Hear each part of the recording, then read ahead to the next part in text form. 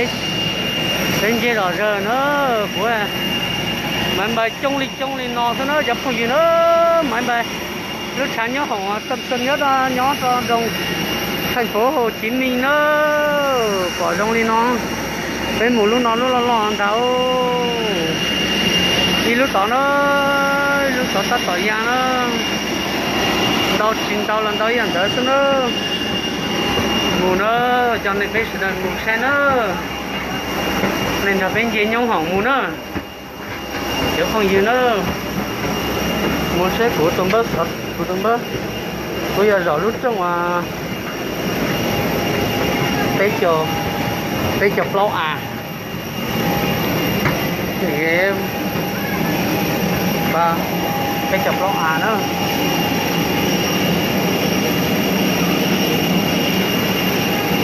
mình là phải muốn chơi thôi trong lì nó thôi nó phải một phim muốn thảo nữa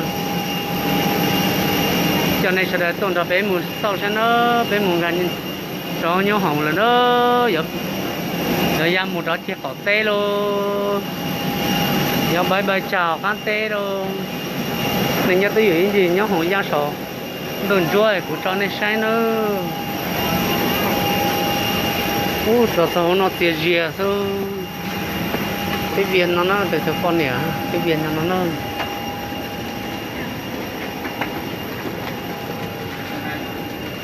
sức của sơ là nó mong ra nó luôn nó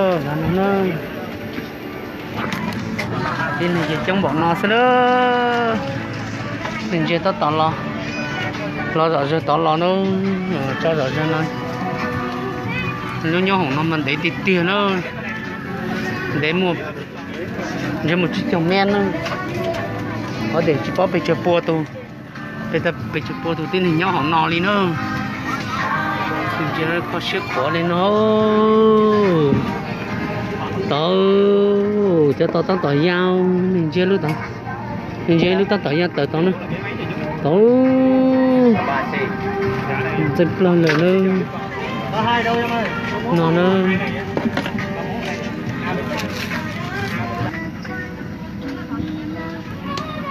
hy vọng là sẽ hạ cánh an toàn ở sân bay Thọ Xuân nhá. Chiều tối sẽ đến nhà nhá. Xa quá chả liu chọn được tận thằng nó thế lon rõ bé lúc nó thiên thằng luôn trong bọn tớ có tiểu cho bị trời buồn linh liu chống thịt tìa liu. Di động và các thiết bị điện tử phải được tắt nguồn hoặc chuyển sang chế độ máy bay trong thời gian cất cánh và hạ cánh. Quý khách vui lòng cài dây an toàn, dựng thẳng lưng ghế, gập bàn ăn phía trước, mở tấm che cửa sổ và không hút thuốc trong suốt thời gian bay. Xin cảm ơn và kính chúc quý khách một chuyến bay tốt đẹp. Chuẩn bị ra luôn. Good morning, ladies and gentlemen. Welcome aboard Vietjet Airways 321 flight number CJ52 to Thanh Hóa. The commander of this flight is Captain Haitham Mohammed. Của quý khách là từ trên trần trong phòng vệ sinh. Quý khách lưu ý gỡ bỏ khẩu trang trước khi sử dụng mặt nạ dưỡng khí. In case of decompression, it will be automatically dropped down from the passenger service unit above your head and from the ceiling in the lavatory. Passengers are requested to remove the medical mask if worn before using the mask from the compartment. Quý khách kéo mạnh mặt nạ gần nhất đặt lên mũi và miệng, choàng dây qua đầu rồi thở bình thường. Thành phố Hồ Chí Minh nhá. Về miền núi để mà chống Covid thôi bây giờ. Quý khách hãy đeo mặt nạ cho mình trước rồi chờ giúp cho người đi cùng. Put on your mask first and then giờ assist others under your care. Ôi dồi, một cái đang bay trên kia kìa. Áo phao được đặt bên dưới ghế ngồi của quý khách. Quý khách lưu ý không lấy áo phao ra khỏi vị trí khi không có thông báo của tiếp viên. The life vest is located at the seat. Passengers are requested not to remove the life vest from its location unless instructed by cabin crew. Trong trường hợp phải hạ cánh khẩn cấp trên nước, quý khách lấy áo và choàng qua đầu. In case of emergency need to use it, slip it over your head like this. Vòng dây qua eo, cài khóa và thắt chặt dây. Clip on the waistband and pull it tight. Quý khách làm phỏng áo phao tại cửa thoát hiểm bằng cách giật mạnh thẻ đỏ. Ấn exit before leaving the craft. Pull to attach to play the life vest. Nếu áo phao không phồng lên, quý khách có thể tự làm phỏng áo phao bằng cách thổi vào miệng van. If it fails to inflate, blow into the tubes. Ngoài ra, trên áo phao còn có một đèn và còi để thu hút sự chú ý trong trường hợp cứu nạn. There is a light and a whistle to attract attention. Chiếc máy bay có 8 cửa thoát hiểm, xin quý khách lưu ý vị trí cửa thoát hiểm gần nhất. There are 8 exits on the aircraft. Please locate your nearest exits. 2 cửa ở phía sau, 2 doors in the rear. 4 cửa ở giữa khoang hành khách, 4 doors in the middle. Và 2 cửa ở phía trước, 2 doors in the front. Trong quá trình thoát hiểm, quý khách lưu ý bỏ lại hành lý. During evacuation, leave your hand luggage.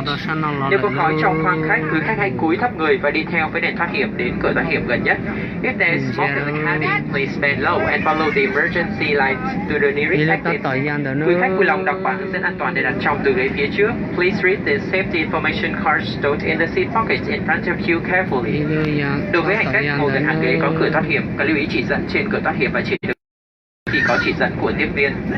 For those who sit next to the emergency exits, please read exit instruction carefully and do not connect exits unless instructed by cabin crew. Tất cả các chuyến bay của Vietjet là chuyến bay không hút thuốc. Xin quý khách lưu ý không hút thuốc trong suốt chuyến bay, bao gồm cả thuốc lá điện tử. Xin cảm ơn. Smoking is prohibited on all Vietjet flights, including e-cigarettes and vaporizer. Thank you. Mù lờ lô. Thưa quý khách, máy bay cũng làm cái vàng với lên trên trời. Cái hồn chóng mặt. Giờ nó ý cháu nó thế nó trong mỏ lên nó sao nó.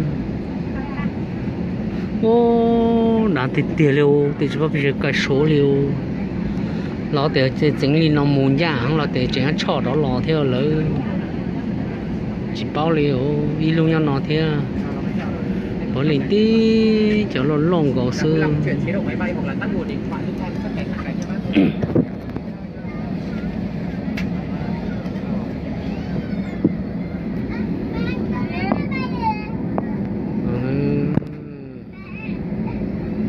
nên chưa solo chơi mù đó chơi chiến rồi giang luôn sao họ nên dễ được cho nên có thể bây giờ lo trên thì bông đầu chân này bọn đó nó trong thành phố Hồ Chí Minh nữa. Ô chỉ tao tà luôn chỉ tao tà lúc trả nhau hỏng nó liu chỉ chỗ in đó gì tuần trời nhau bộ bể nó số trông xa chúng đi trông chỉ nhau để nó sư để bơi lưu lên nó không tới chỉ tao mù lên để phần lưu lên nó nữa.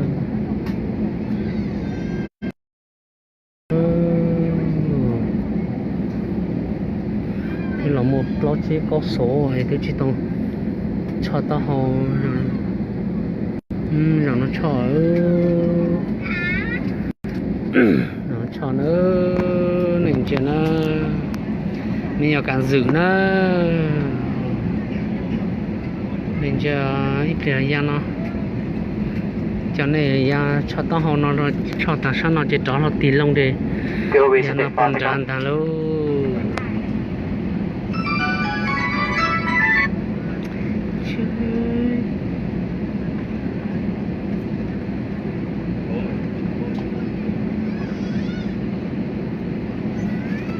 nó cho nó rồi nó cho nó nên chỉ phải lột bú đau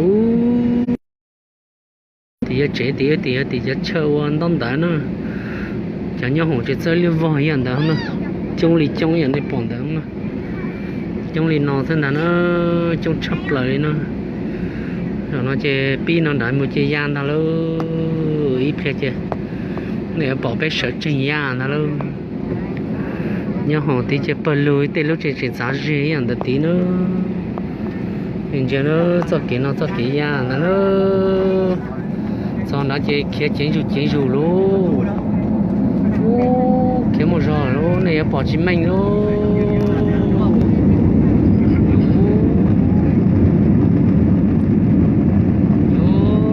này chia xe luôn nhà rộng nó luôn đó luôn rồi nó trên này bỏ chim mình đi tiếp theo chơi chơi đua ăn đó luôn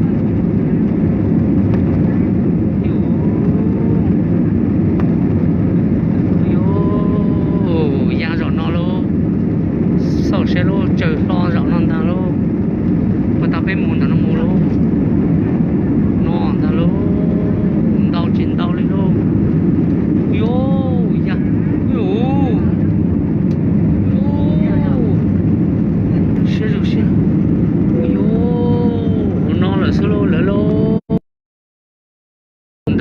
Hà Nội trong nó sẽ lô nó sẽ lô để bỏ lên chế trong nó chế gì ô có些khó sợ lớn sẽ yêu rủ liệu trong thành phố Hồ Chí Minh trong nó nên giờ trong thành phố Hồ Chí Minh giờ trong nó đã chỉ đáng là đáng bọn nó sao ví dụ ô sẽ rồi